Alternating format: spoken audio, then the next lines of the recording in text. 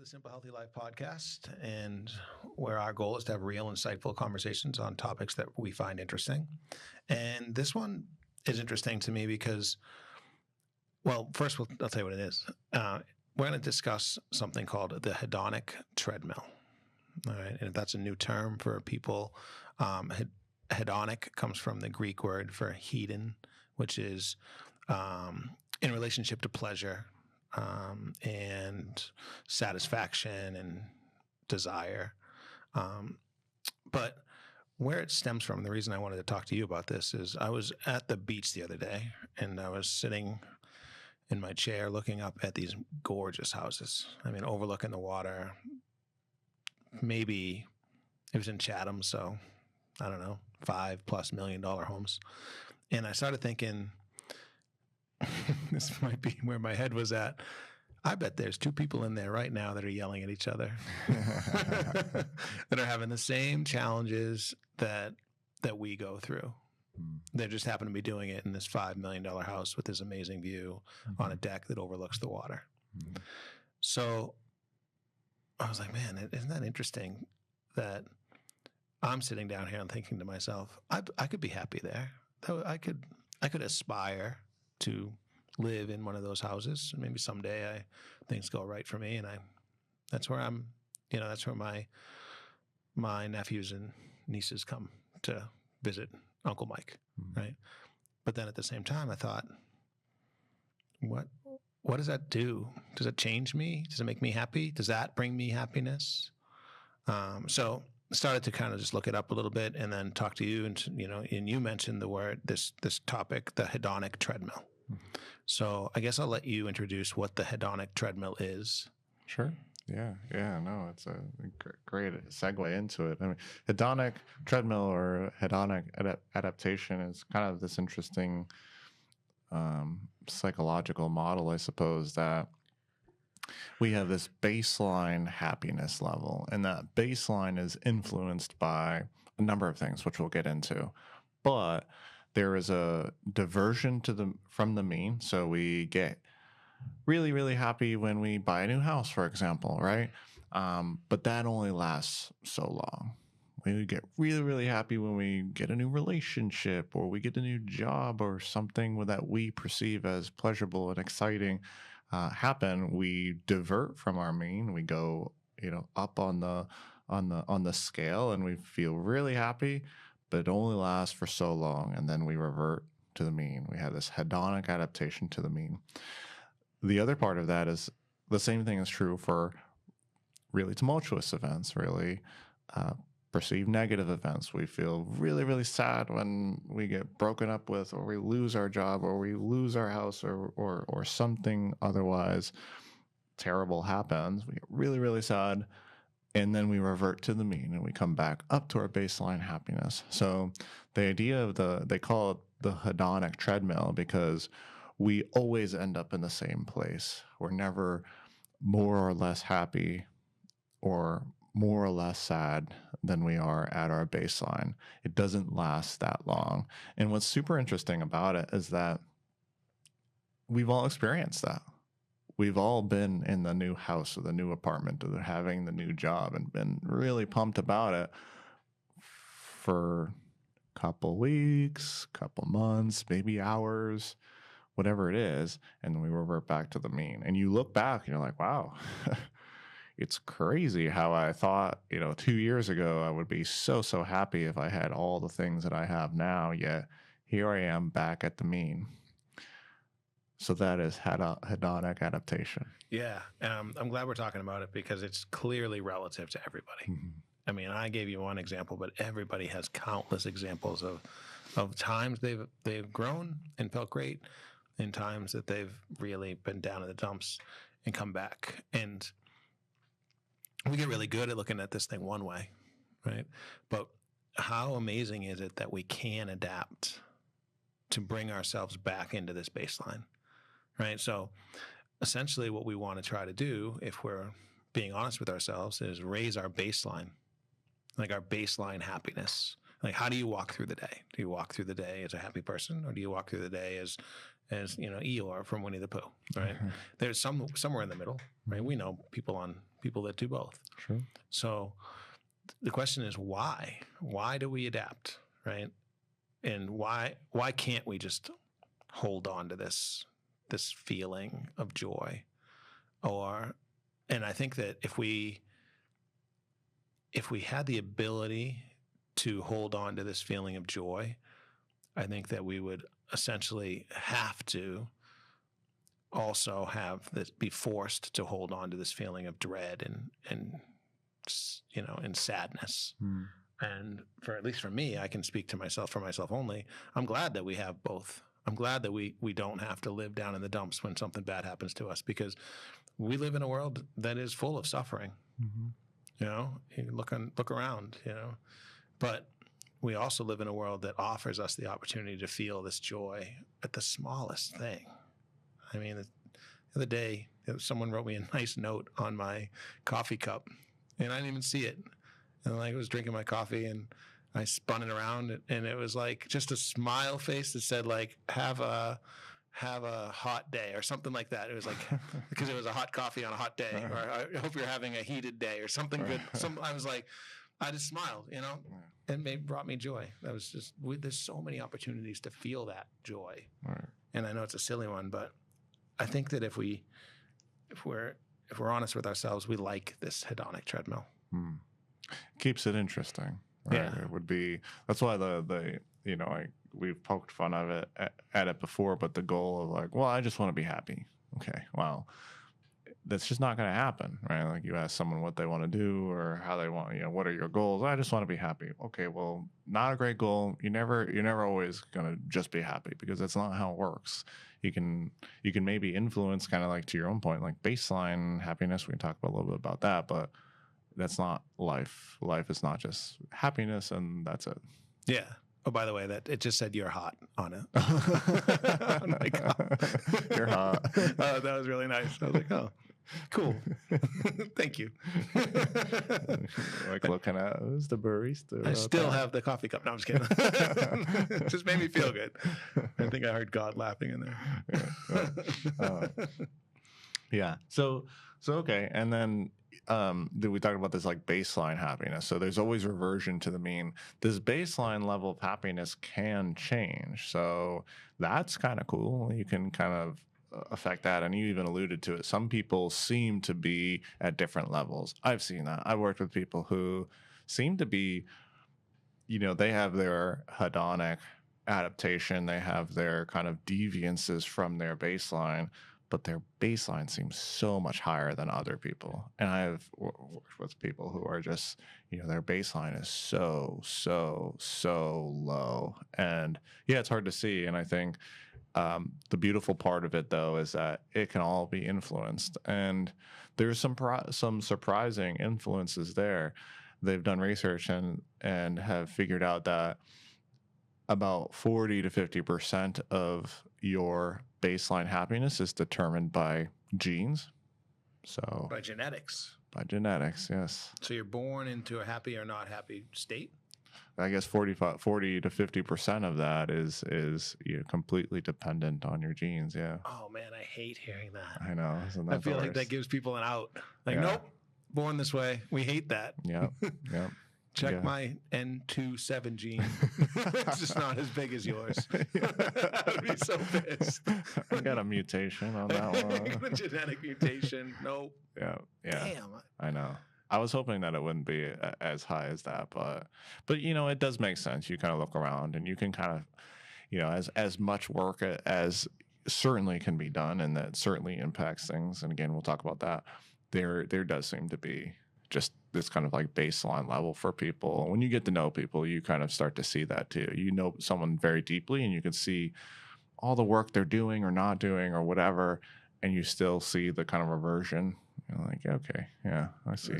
There's got to be some hereditary stuff in there too, like being taught, right? You look and you see like the people, the family lineage, there's got to be something there too. So I guess I understand the Sure. genetic piece. Yeah. So, okay, so that's only 40 to 50% then. Yep.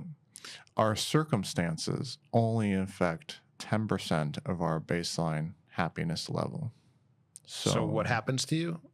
Or Yep, the context of your life, essentially. So, job, family, how you go about your day. There's like the sea that you're driving the boat in, essentially, right? All of that is just simply 10%. There are some extenuating circumstances, I think, in some of the things that we were wondering. Like extreme poverty, for example, is one of them. So there are some kind of like very extenuating circumstances, but for the most part, it seems that the circumstances and context as a whole are only 10%. so that line, life is 10% what happens to you and 90% how you respond to it, is actually bullshit. I mean, bull poop. It's actually 40% genetic and 10% what happens to you and 60 and 50% how you respond to it. Yeah, I think so. Yeah, Damn. It seems to be 40-50% genetics, 10% circumstance, and then of course like 40% or so of mindset, perspective. Okay. Finding purpose. So when you look at it that way, it's actually not that bad, right? Because that's a huge percentage of your overall baseline happiness is your own. It's controllable. Okay, I like this. Now go on. So 40 to 50% of what we're talking about is controllable. Mm-hmm. How? Yeah, I think through all the things that we talk about, right? Presence, being authentic, cultivating purpose and meaning, mindset and gratitude work, Connection, right? Finding connection with others. Mm-hmm. Isn't that crazy how powerful that is?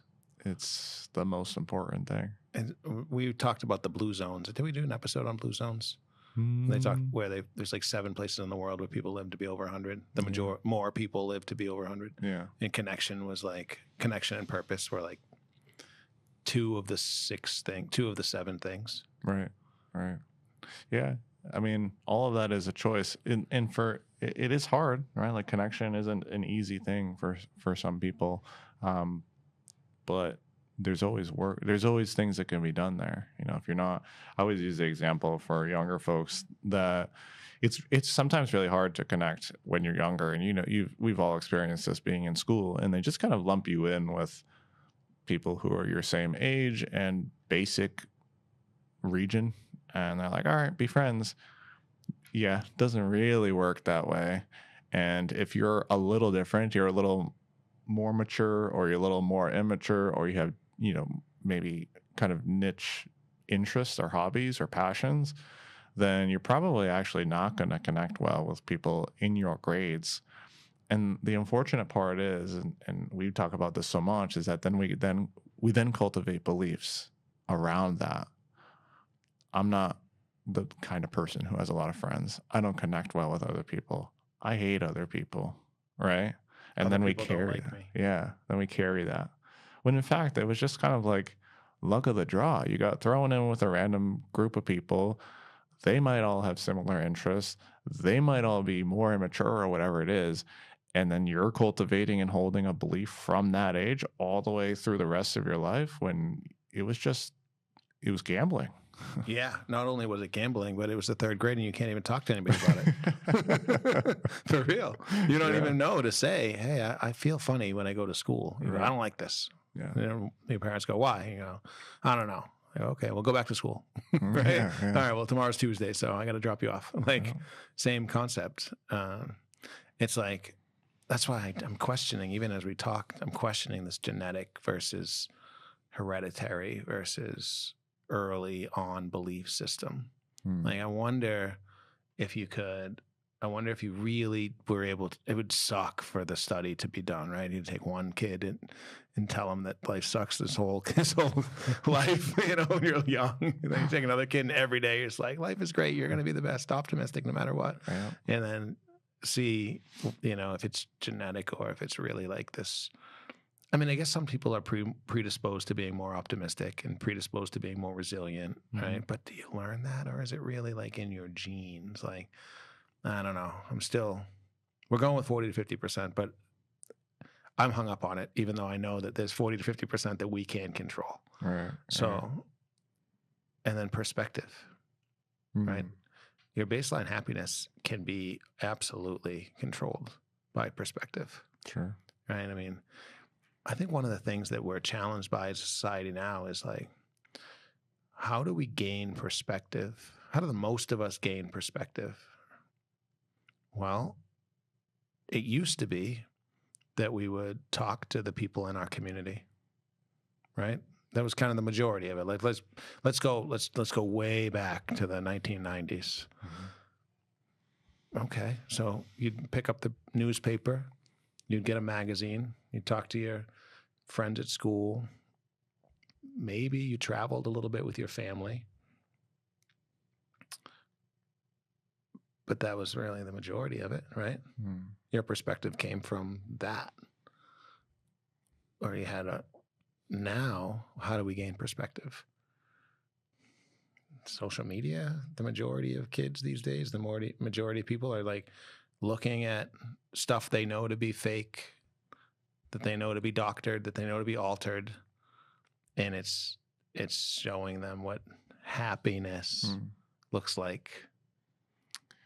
Yeah, no, it's such a big problem. I think about it all the time. We'll have to do a different kind of like podcast on that, like the problem of information overload, and you getting this kind of passive context continuously. So many of us just get kind of like trapped in, and yeah, me included, in the social media like algorithms, and you're tuning your own perspectives and you're changing how you think about the world. And on one side of that coin is that you can absolutely choose, and maybe that's the problem with too much information. You can absolutely, and you do choose, either passively or actively, what information you accept, right?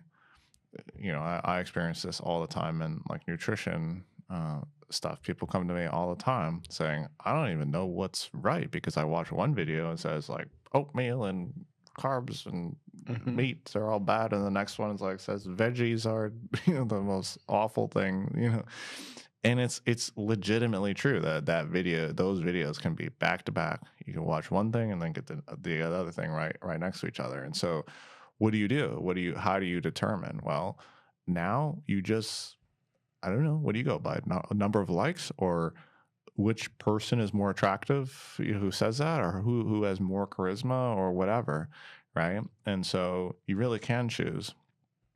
And I think it becomes very, very challenging in that environment to find actual answers to any of the problems that you're faced with. And so what do you do in that environment? Yeah, I don't know. I don't know. I think for me, and I'm very spoiled by this. I'm going to give an answer that a lot of people probably are going to be like, "What? I don't know how I would do that." But for me, it's travel. That's helped my perspective more than anything else. Like going to a place and seeing the way different parts of the world are, and really, like, I remember I was in St. Martin. I was on this little back road, and there was people sitting outside of this house that was like, it had the blue tarp as a roof, right? And it was cinder block, and I was like, man, how long did the hurricane come through here? How long ago did the hurricane come through here? So I was talking to Cora, and she's like, I don't know, I think it was 3 years ago. And they were just sitting in their front lawn smiling away, happy. And I was so taken aback by that, because I'm thinking, man, you left that, you got to all the things that you think about living around here, but that's not real for them. They don't live in Massachusetts. It's not going to snow. They can choose to be happy and live right there on their lawn, just as happy as you could be. And there's countless examples of that when I get to travel and see the way the rest of the world works, and with my own eyes, not just look it up on YouTube and say, I wonder what it looks like over in this part of the world, right? Actually go and see it. I think that was a big one for me. Yeah, and you know that doesn't come that type of learning didn't come from you seeing that on a video either. It came from you going to doing an action, going traveling, and then yourself coming to that conclusion, right? It was an action, and you know there's probably like hundreds of quotes that are like this, but it kind of goes along the lines of this is you learn much more by trying and failing than you do watching other people try and fail. And obviously, right, I think we kind of understand that. And I think that goes a long way with a lot of the work that we talk about here is that you can't actually listen to us and then really learn anything. You know, all you can hope to be is potentially inspired or potentially understand the next step or a focus area, right? And then you have to try it. You have to do the things. You got to do the meditations and the reading and the journaling and the emotional stuff and this and that. You have to actually do it. And that's where people are hung up on, right? Oh, I'm 100%. This is resonating with me. This is something we haven't talked about, but it's since I've seen you last, and that's been a little while now. Mm-hmm. This one particular line is in my brain, and it's resonated and stuck. And I feel like I wake up in the morning now. Clarity only comes after action. Mm-hmm. And you kind of allude to that. You say it differently, but you've said it so many different times, right? Just take the step, do the action, do the thing, go figure it out, find it. And if you fail, you fail, if you, whatever. But that just resonated with me in such a powerful way. Like, you have to do the action. If you want to go be happy, you got to do these list of things that we're talking about doing, right? You got to try to meditate. You got to try to live in the moment. You got to journal. You got to take the steps to raise your baseline happiness. Forget the genetic thing. You got to do that stuff. And then you'll find clarity. That did work. That didn't work. That wasn't good for me. I didn't like that. I liked that a lot. That helped. So that was not good. And I think that's the biggest takeaway for all of this stuff is like, clarity only comes after action. Right. So if you're sitting there, you know, like I can remember every single day thinking about opening our labs over and over and over and over and over again. And you know what? The challenges I have with our labs, I didn't think about at all. Mm-hmm. None. I mean, oh, the equipment broke. Yeah, I never thought about that. We have a warranty. Oh, yeah. Well, what happens when it's down, right? Mm-hmm. That stuff. No idea. But we took the action, and now I'm gaining clarity on what to do. Mm-hmm. And for everybody out there, and you're feeling a certain way, or you're on the backside of that hedonic treadmill, and that's when you don't want to take any action. Right? You want to curl up into a ball and be like, this sucks. It's the worst thing that's ever happened to me. I'm never going to get back to my baseline happiness. Well, what action are you going to take? How are you going to adapt? Right. Yeah, no, really well said. You know, I'm such a big fan of that. I'm not none of us are perfect in action, right? But we can only try. And understanding too, this is really important, that mental habits can be in action, right? I had this, of course, I've been working, you know, we talk about it all the time. So I always try to work on mental clarity, optimism, being resilient, all the things, right? All the things that I think are self-serving to me. And so I forget what I was doing. I might have been like washing the dishes. And instead of being fully present, washing the dishes, right? Like, again, presence, you should be washing the dishes. You shouldn't be thinking about what you're doing next week and what you did and what you said and this and that and this and that.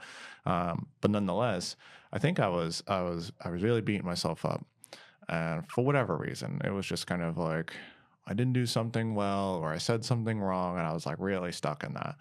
And when I first started working on these things, I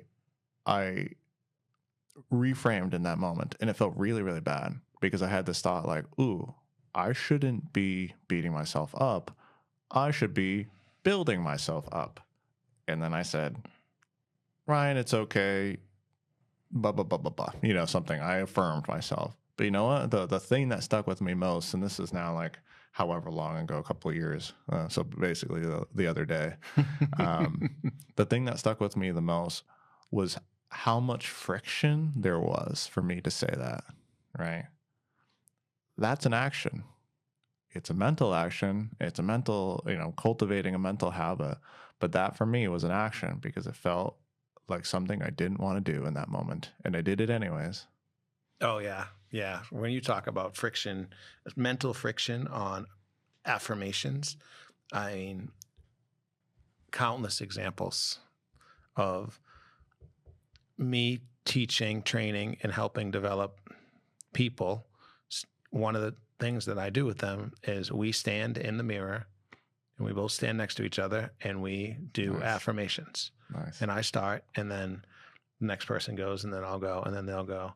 And I'll say to them, I don't need you to believe what I'm saying. I need you to repeat what I'm saying. And then I need you to think of something that you want me to hear. And then you say it. And if you want to say it about me, you can say it about me. But essentially, it is a very interesting exercise to see how the mental anguish on somebody's face when you say something like, I am strong and resilient. And they look in the mirror and they go, I want. And it's that friction that you talk about, because we haven't spent the time. That's the only thing that's different between me and them. They haven't spent the time telling themselves the truth. They are good enough. They can do it. We are doing it. We're currently doing it. I'm currently standing. That's why I say to people all the time, like, I can't do it. I'm like, you're currently standing in front of the mirror with me. You are currently doing it. And the other thing that's funny, just for people out there that are like, I think I might try this. The word not comes out. I'm not bad. I'm not that bad. That's what they'll say. I'm not that bad. You're like, what? No, yeah. I'm good. And it's not, I'm not bad. It's, I'm good. Yeah. And then if you really want to blow somebody's mind, ask somebody. In fact, ask people in your life to just stand in the mirror and say the words, I am love. And they'll go, I don't want to do that.